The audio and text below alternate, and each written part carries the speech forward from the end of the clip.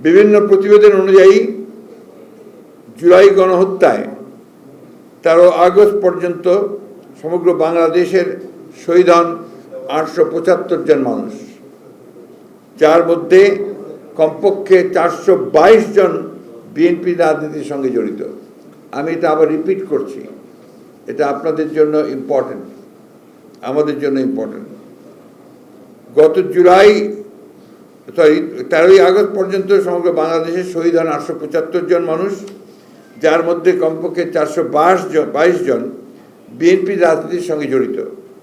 দেশ জুড়ে শহীদ হওয়া সকল শ্রেণী পেশা রাজনীতির মানুষগুলোর এই বিশাল অংশ যে বিএনপি নেতাকর্মী, এটি কোনো বিচ্ছিন্ন ঘটনা নয়, বরং আমাদের সুদীর্ঘ রাজনৈতিক সংগ্রামের অনিবার্য ফল। পোশাক শ্রমিক কিংবা রিক্সা চালক, পাবলিক কিংবা প্রাইভেট বিশ্ববিদ্যালয়ের ছাত্র, বাম কিংবা ডান আদর্শের অনুসারী, সকল মত ও পথের রাজনৈতিক কিংবা অরাজনৈতিক ব্যক্তি, হতাহতের পরিচয় যাই হোক না কেন, প্রতিটি প্রাণের মূল্য ও রক্তের মর্যাদা সমান। আর তাই সমান গুরুত্বের সাথেই প্রণয়ন করতে হবে প্রতিটি হত্যাকাণ্ডের তালিকা ও নিশ্চিত করতে হবে সুবিচার। শেখ হাসিনা পদত্যাগের জন্য যে জাতীয় ঐক্যমত্য আমরা দেখতে পাই, তা হঠাৎ করে গড়ে ওঠেনি। এটি মূলত অবৈধ সরকারের অত্যাচার, অবিচার, দুর্নীতি, দুঃশাসন, বঞ্চনা, অবজ্ঞা ও শোষণ নির্যাতনের বিরুদ্ধে মানুষের পুঞ্জীভূত ক্ষোভের বহিঃপ্রকাশ। দেশের প্রধান রাজনৈতিক দল হিসেবে গণ আকাঙ্ক্ষার প্রতিফলন ঘটিয়ে গণ অভ্যুত্থানের সর্বশক্তি দিয়ে রাজপথে নেমে এসেছে বিএনপি ও এর সকল অঙ্গ সহযোগী সংগঠন। আন্দোলনের কৃতিত্ব নিয়ে রাজনৈতিক ফায়দা হাসিল নয়, বিএনপির উদ্দেশ্য ছিল সর্বস্তরের নেতাকর্মী সহযোগিতার অংশগ্রহণে গণ অভ্যুত্থানে সাংগঠনিক ভূমিকা রেখে ফাঁসিবাদের পতনের মাধ্যমে একটি গণতান্ত্রিক বাংলাদেশ প্রতিষ্ঠা করা। আর তাই বিএনপির যে 60 লক্ষ সদস্যের নামে ফ্যাসিবাদের সময় মিথ্যা মামলা হয়েছে, তার সুবিশাল অংশ সাধারণ মানুষের পাশে থেকে রাষ্ট্রযন্ত্রের ষড়যন্ত্র ও নিপীড়নের বিরুদ্ধে ঢাল হয়ে রুখে দাঁড়ায়। ফলে যার যার অবস্থান থেকে জনগণের কাতারে নেমে আসে বিএনপি সমমনা সকল রাজনৈতিক দল তথা গণতন্ত্রের পক্ষের শক্তিসমূহ।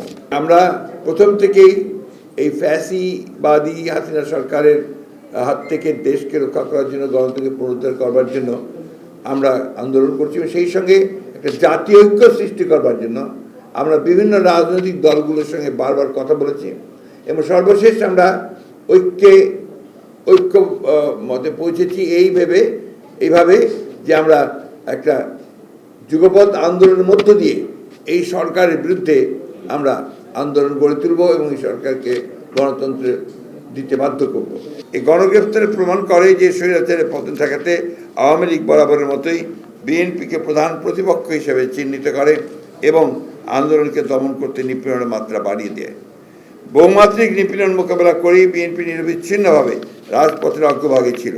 বিশেষত আগস্টের 4 এবং 5 তারিখে নিজেদের জীবন উৎসর্গ করে শেখ হাসিনাকে পদ থেকে বাধ্য করার সংগ্রামে জীবন দেন ঢাকা মহানগর পূর্ব ছাত্র দলের যুগ্ম আহ্বায়ক আরিফুর রহমান রাসেল, জালালউদ্দিন ডিগ্রি কলেজের যুগ্ম সাধারণ সম্পাদক আসিফ হোসেন, সোনারগাঁও বিশ্ববিদ্যালয়ের ছাত্রদল নেতা রাসেল মাহমুদ, যশোর জেলা ছাত্রদল নেতা সাকিবুল হাসান মাহি প্রমুখ।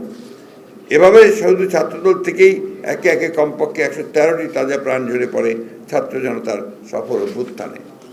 সাভারের আশুলিয়ায় গুলি করে হত্যার পর লাশগুলো ভ্যানে তুপ করে গান পাউডার দিয়ে পুড়িয়ে ফেলে পুলিশ, যার মধ্যে জাতীয়তাবাদী টেক্সটাইল ইঞ্জিনিয়ার্স অ্যাসোসিয়েশন সদস্য সাজ্জাদ হোসেন সজলও ছিলেন।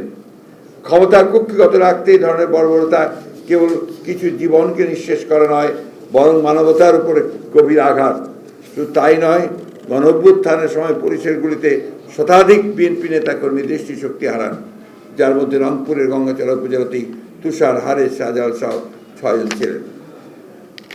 জুলাই আগস্ট মাসে সমগ্র বাংলাদেশে এক দফা দাবি আর বিএনপির ত্যাগের পটভূমির সৃষ্টি হয়েছে 1 যুগের বেশি সময় ধরে।